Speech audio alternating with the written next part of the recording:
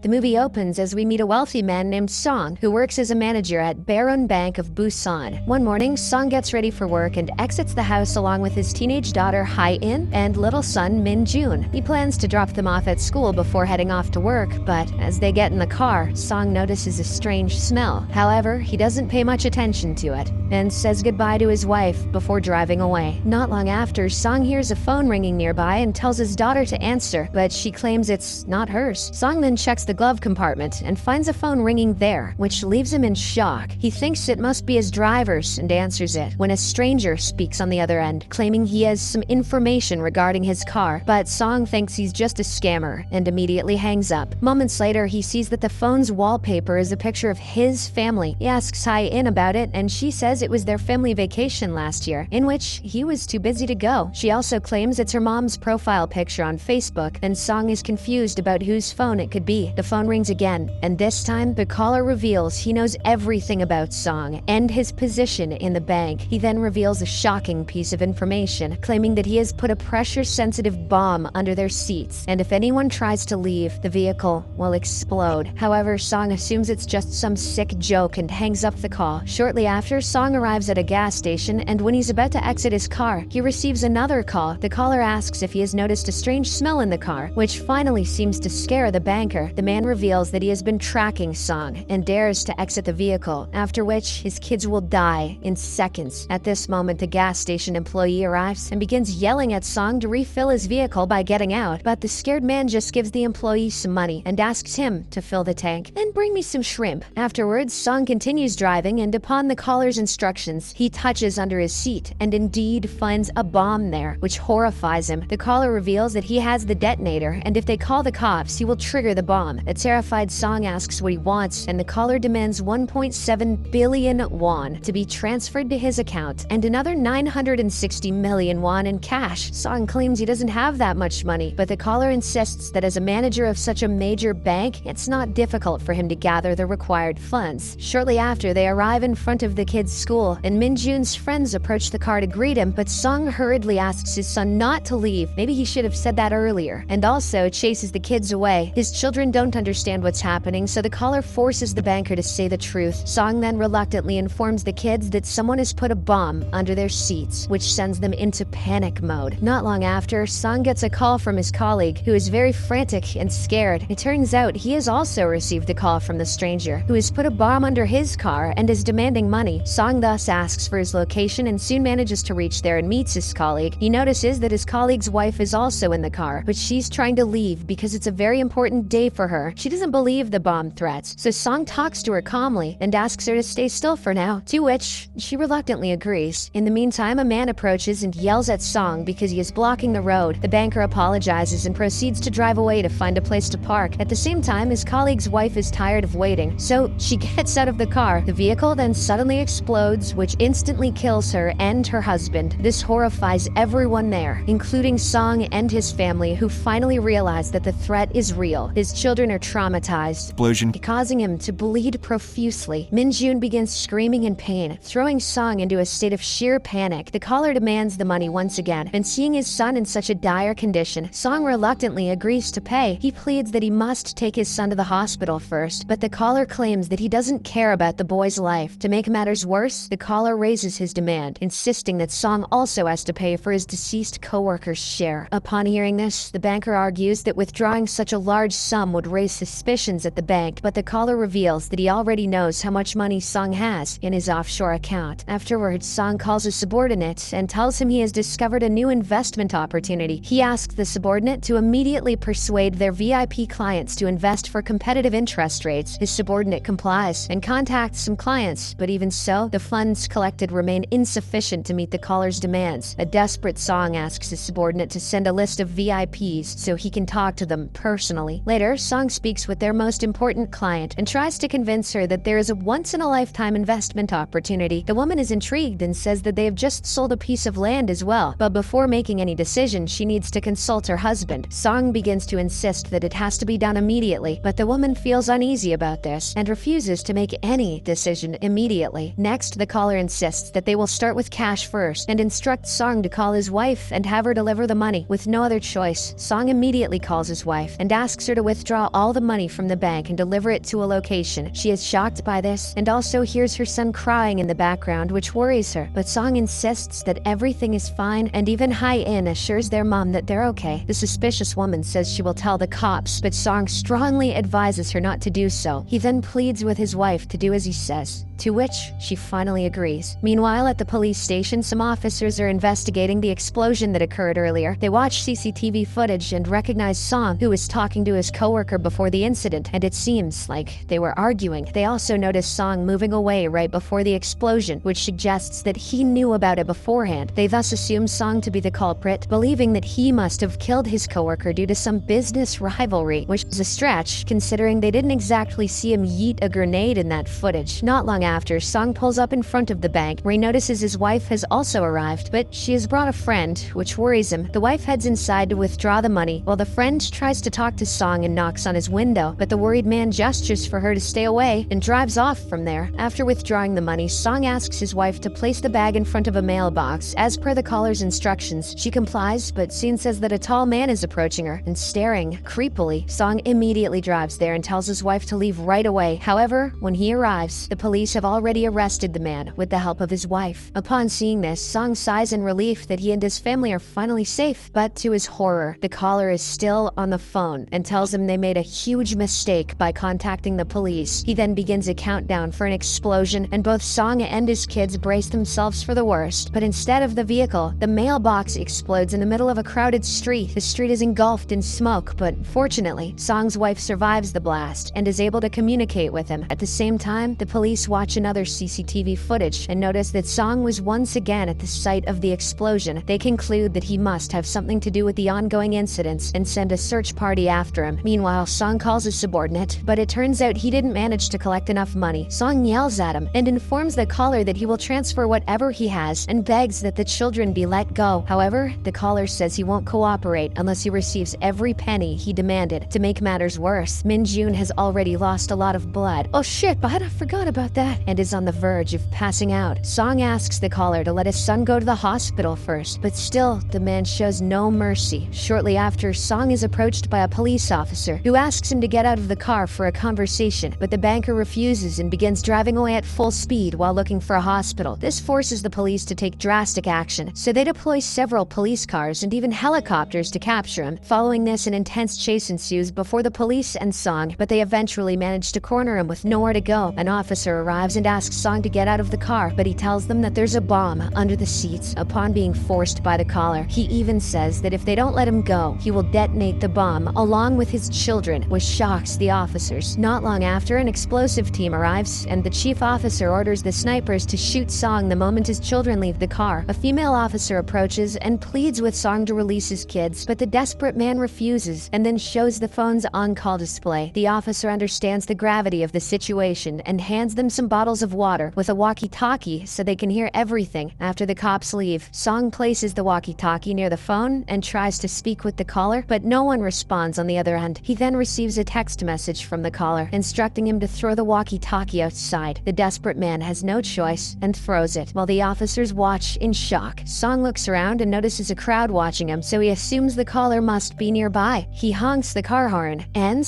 he can hear it from the caller's end as well, confirming that the man is nearby. Moments later, Song notices a man speaking on the phone in the crowd, but he can only watch helplessly and can't even alert the officers. The caller then tells him that if he had led an ordinary life, none of this would have happened. He asks Song to recall his actions from 6 years ago when he was working at Barun Bank, but before he can say anything else, the call abruptly ends, as it turns out the police have blocked all signals in the area, preventing the caller from contacting Song. Next, the officer asks for his phone, and Song gives them his personal one instead of the one provided by the kidnapper. The bomb squad arrives to check the car and discovers that the bombs are only under the front seats, not the back. This means the kids are safe, and Min Jun is finally taken away to receive medical attention. However, when it comes to High-In, she is very reluctant to leave her father alone. The officers try to take her out, but High-In notices a sniper waiting to shoot her father in the distance. So, she makes a daring decision and quickly rushes to the front seat, which means she can't leave either. Upon seeing this, her father becomes very emotional and asks why she did that and how she knows what a sniper rifle is, to which High-In responds that she couldn't leave him to die. Meanwhile, the female officer accuses the police chief of putting snipers in place and scaring the girl. However, the chief argues that Song is the real culprit, as there are no call records on his phone with the stranger, contrary to his claim. Not long after, a young man named Jin Woo arrives, claiming to be Song's brother and asking to speak with him. The police also allow it, as they think he might convince Song to release his daughter. Soon, Jin Woo approaches Song and then shockingly reveals that he is the caller. An enraged Song grabs him, but Jin Woo threatens to trigger the bomb. He says he isn't afraid to die since he has nothing to lose and that they should all explode together. Upon hearing this, Song panics and promises he will get all the money and begs the man to at least let his daughter go. Jin Woo surprisingly agrees and temporarily deactivates the bomb, allowing High-In to safely exit the vehicle. But then, in a shocking twist, he reveals that he has already triggered a time bomb with only 18 minutes left before it detonates. He declares that he is taking High-In with him, and if he doesn't receive the money by then, the girl will die. Following this, Jin Woo walks away with the girl, and the police do not intervene, assuming he is a family member. Meanwhile, a desperate Song also drives away, pursued by a convoy of police cars. His wife, on the other hand, watches TV and is shocked to see a strange man claiming to be Song's